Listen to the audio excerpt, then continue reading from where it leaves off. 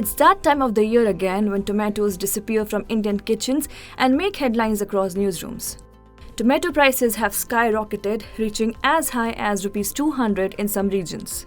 In the four metros, tomatoes are being sold at a premium. In Mumbai, it's Rs 158 per kg.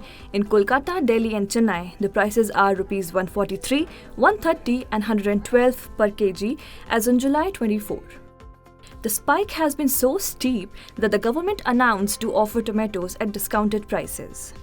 Tomato production is mainly concentrated in Andhra Pradesh, Madhya Pradesh, Karnataka, Odisha, and Gujarat, accounting for nearly 50% of total production. There are two major crops of tomato, Kharif and Rabi. Rabi harvest hits the market between March and August, grown in Junnar Taluka of Maharashtra and parts of Karnataka and Andhra Pradesh. The Kharif harvest reaches the market from September, that is largely grown in Uttar Pradesh and Nashik. So why do tomato prices rise around this time every year? Among vegetables, tomato has highest post-harvest losses of the order of 25% of the production. But we don't have that kind of infrastructure, handling infrastructure, post-harvest infrastructure, which can take the produce to the markets quickly without much damage.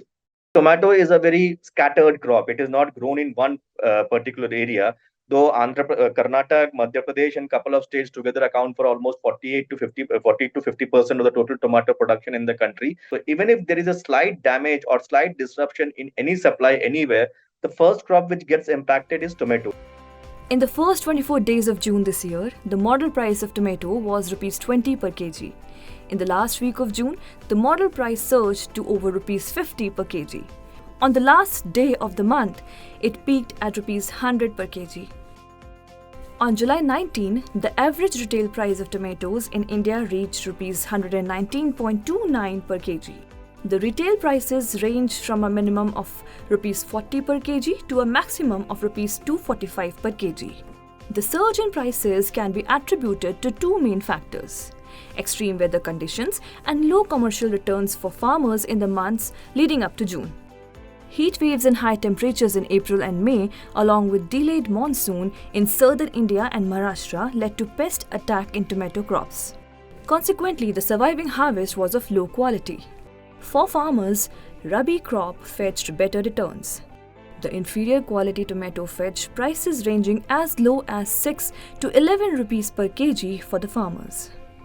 As a result, many resorted to panic selling, while others abandoned their crops altogether, leading to a severe supply shortage. Later, incessant rains in tomato-growing regions further affected the new crop and complicated transportation to non-growing regions. The issue of high seasonal price volatility in tomatoes has drawn concerns from policy experts over the years, including the RBI and the National Bank for Agriculture and Rural Development, due to its potential impact on the consumer price index. So what can be done to find a sustainable solution to the problem? We have to do more, I would say, market-oriented planning of production, agriculture production. Farmer has to think through the market process before they plant. We also need to have a lot of infrastructure built up in terms of carrying the produce to the market without much wastage, as well as enhancing shelf life of the product. One of the ways to manage it is the supermarket role. Food supermarkets, for example, Western countries, they are the dominant players in food markets, accounting for example, 80% in UK of the total food market. So they have these facilities which can help bring the produce to the urban markets. Policy has a role, regulation has a role, different stakeholders has a role in terms of creating business models which can make the product available to the markets, and farmers can also get a reasonable return for their efforts they make in growing the crop. With regard to any fruit or vegetable, the biggest and the longest and the most easiest way to sustainably solution is to create storage spaces for it. We need a proper processing for perishable goods, particularly in crops like tomato, onion, potato, so that the seasonal variation goes down. Second, we properly need a good system of cold chains, reefer vans, storages, which so that the shelf life of these crops increases. Third, we also need to have a proper marketing channel so that if there is a production drop in one area, it does not impact the supply in other areas. So our storage or cold storages compared to the extent of production that we do is limited and not up to the mark.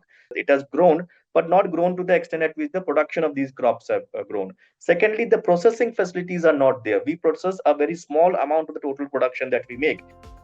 Experts point at the need to strengthen storage infrastructure and encourage processing of tomatoes into other less perishable forms. It's about time the government and other stakeholders focus on improving the supply chain and enable farmers to adapt to the changing climatic conditions so that the tomatoes stay in the kitchens. If you like this video, share it and subscribe to Business Standard. For more news, views and insights, log on to www.business-standard.com. Do also follow us on YouTube, Twitter, Facebook, Instagram, Telegram and LinkedIn. She's working her way to the corner office. Business Standard.